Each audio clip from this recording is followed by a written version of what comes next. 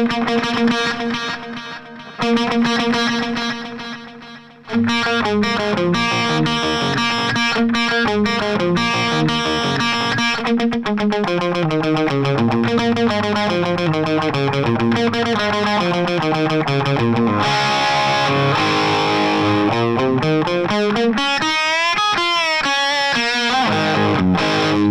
we finally made it. Appetite for Destruction all the way through is happening. I've done a couple of tracks already from it, but this is the lesson that really is one of the hardest songs on the album. The opening track, Guns N' Roses' Welcome to the Jungle. What an incredible track.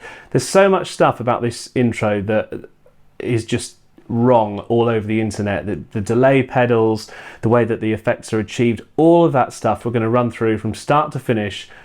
If you are a big fan of Guns N' Roses like I am, please subscribe down there and we'll help you out to get this sound nice and crunchy and nice and kind of Appetite for Destruction-esque. But let's kick in with that beginning and let's talk delay. So Slash has said in interviews before that at the beginning of this album, the delay effect was added post, so in the studio. So there are delay pedals that can create similar effects, but it's going to be very hard for you to make it sound like that given that it was done after the event of the recording. Having said that, I've got an effects pedal that I think is really good at a delay with a little bit of reverb added into the mix, which really sounds pretty effective. But just before we turn any of that on, these are the notes that we're going to be playing in the beginning.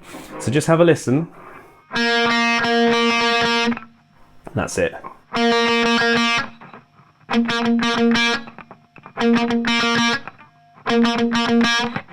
And those are the only notes that have the delay pedal on. Loads of people think that the delay stays on when you're doing this.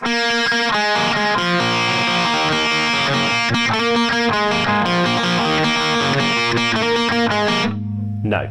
But let's start right at the beginning. I'll turn on the pedal here and I'll show you the effects that I'm using to achieve the effect.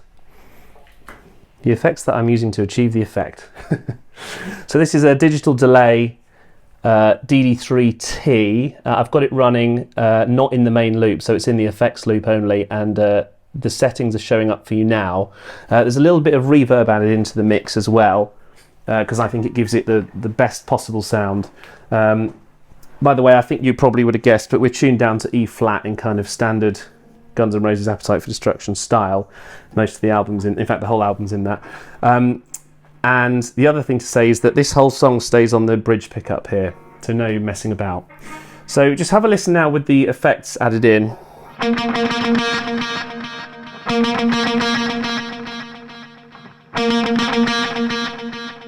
Now you often hear when Slash is doing a live version of this track that he starts off by kind of going.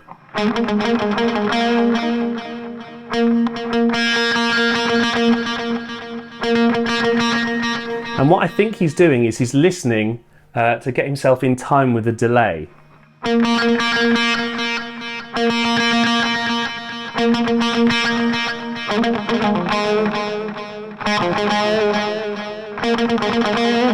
And then he'll kick into it.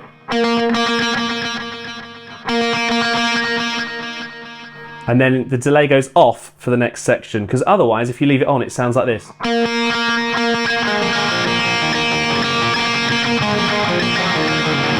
And it's an absolute mess. So let's get rid of that for the next section as we run it through. Get rid of the reverb as well, because Slash very rarely plays with any reverb on his sound. So let's run through this main riff with no delay. You've got to palm mute if you want to make this sound really, really good. So you're going to have to get nice and crunchy, which means using your right hand and sitting it across the bottom string.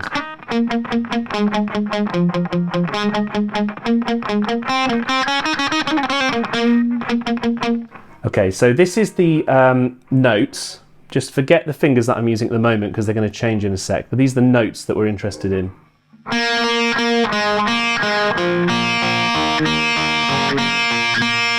Now I'm going to palm mute it.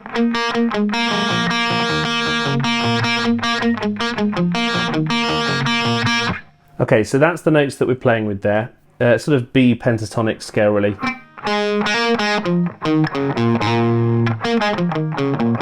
Very simple. The picking pattern is the next thing we're going to tackle. So this is down, up, down, down, up, down, down, up, down, down, up, down, all the time. Okay, so here we go.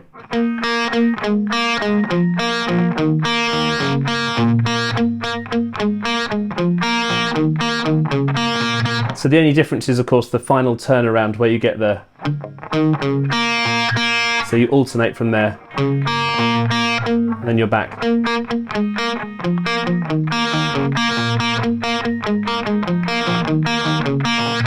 Which is why it's quite difficult, actually, because that little turnaround makes it a little bit tougher to get into the rhythm.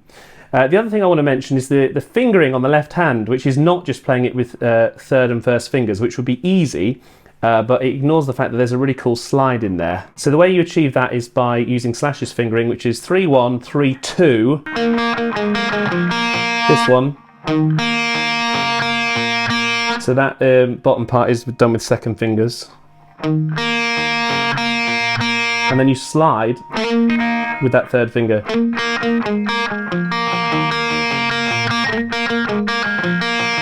Ah, see, I'm so used to playing it with the first finger, but it's wrong. You'll get there in the end. The other thing to mention is that there's 3 occasions where this comes round, where the riff becomes simplified, and you just hear.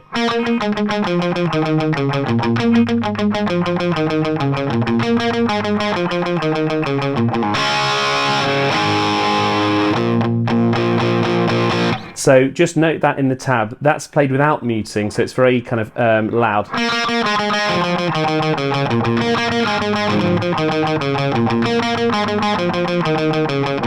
There's no slides in there, so you can use the first and third fingers, and then you've got these 2 chords.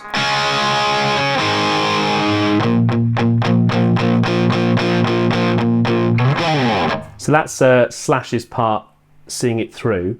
The other little bit of the intro that I just wanted to mention is the line that Izzy plays over the top, which is probably the bit that you would want to play once you've mastered this. Got it right that time. So pleasing. So the Izzy solo over the intro is like this.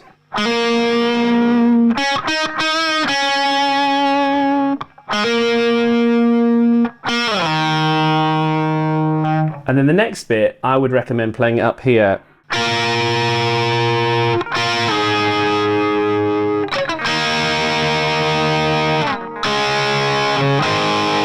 So that bit's quite cool with the parallel fourths there.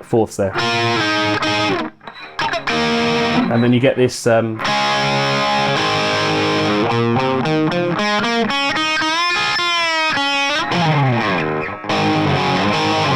that little pattern is.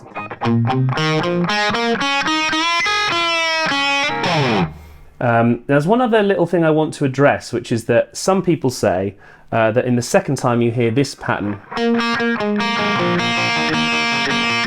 Slash repeats the 4th fret. Like that.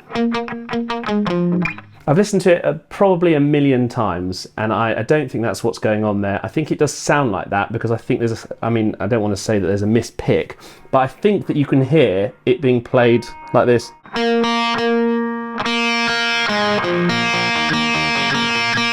If you listen really carefully, you can hear the left hand actually moving to the B.